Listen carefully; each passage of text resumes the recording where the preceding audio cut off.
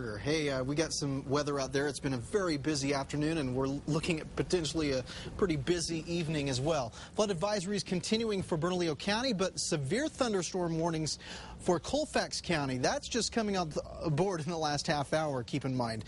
We still have that strong storm, though, and up north of Vaughn and between Vaughn and Santa Rosa. This one does have a history of being severe, but right now it has weakened somewhat.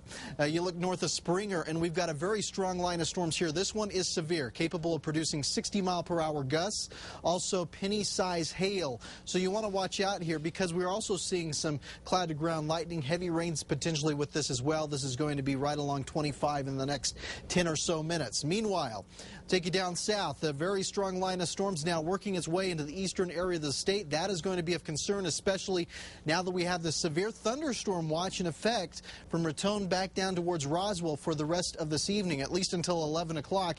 And just to make matters a little bit worse, a lot of these storms that are clustering together are going to come together down here in the southeast overnight tonight. We've got a flash flood watch for Lee and Eddy County through 6 o'clock in the morning. So a very busy evening in store for much of the east. I think out west we're in the clear, but it wasn't quite the case a little earlier on. Take for instance Cow Creek hail. This is Cow Creek in San Miguel County. George sending this in. That looks more like a snowfield there, but that is actual hail.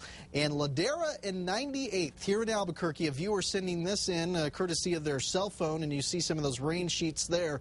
We saw some pretty heavy rains, by the way, here in Bernalillo County, and why we do have that flood advisory in effect for a few more minutes anyway. Pics at KRQE.com. You want to send us a picture, we'd try and get it on the air for you. So showers and storms quite numerous across the state. Down to our south, off towards the west, a little drier in southern reaches of California and Arizona. But the reason why we're so busy is we had this front pass through New Mexico, and in its or at least behind it, we've pumped in some moisture and very unstable atmosphere. Tomorrow will be a little bit quieter as this ridge becomes a little bit more apparent.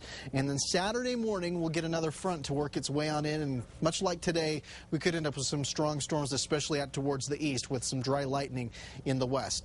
Precipitation forecast, again, the focus is going to be the south and east as we head into the overnight hours. Could see a few showers hanging onto the east for tomorrow, and the focus will be in the east also for Saturday. Meanwhile, take you region by region tonight. Will drop in the 50s to near 60 degrees, and maybe a few spotty showers tonight. Tomorrow it's going to be a little less active.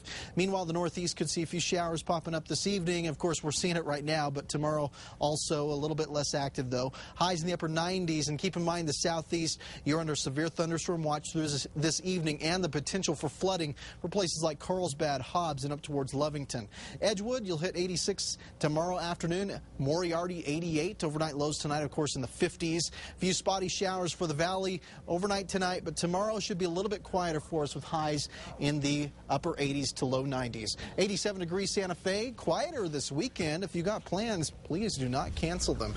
Highs in the 90s next week. There's Albuquerque, 90 degrees, few spotty showers through tomorrow, and then tapering off for the weekend. All right, thank you, Travis. Sports is next.